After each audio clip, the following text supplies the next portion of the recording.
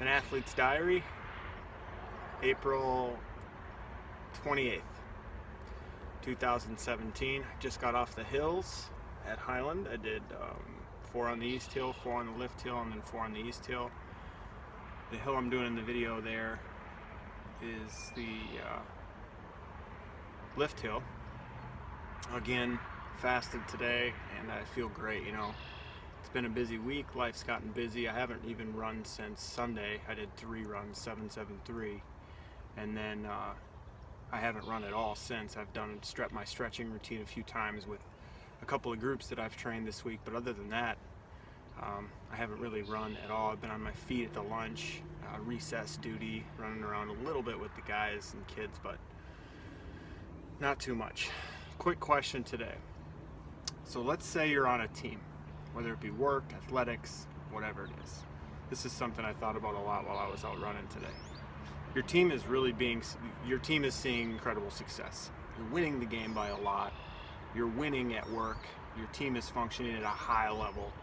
You're contributing in many, many ways, but the ways you're contributing aren't showing up much in the statistics. So, you know, you're not the wide receiver. You're not the running back. You're more like the offensive tackle or the offensive guard.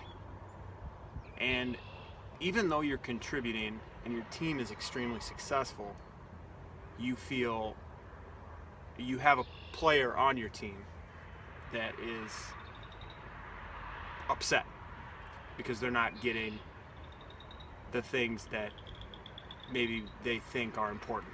So they're not doing the things they think are important.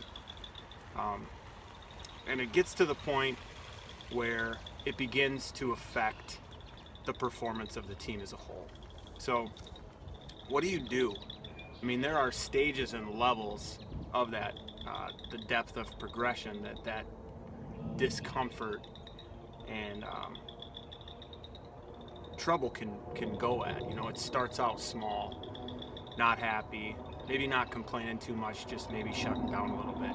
And then it turns into a complaint here and there. And then it turns into anger.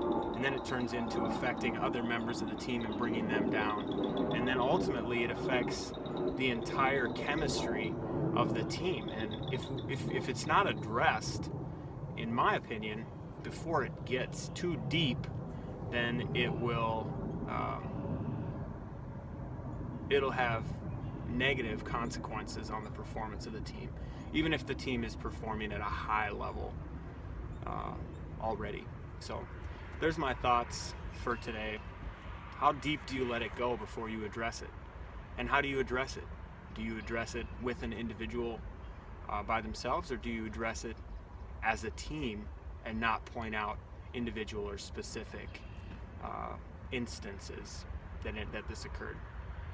So hope you all have a great Friday and a wonderful weekend. We've got a birthday party, a baseball practice, youth day in Wayzata, the varsity defending state championship Trojans, and then a one-day basketball tournament on Sunday. We'll have to fit in some runs somewhere in there, but I'm sure we'll make it happen. Make it great. Peace.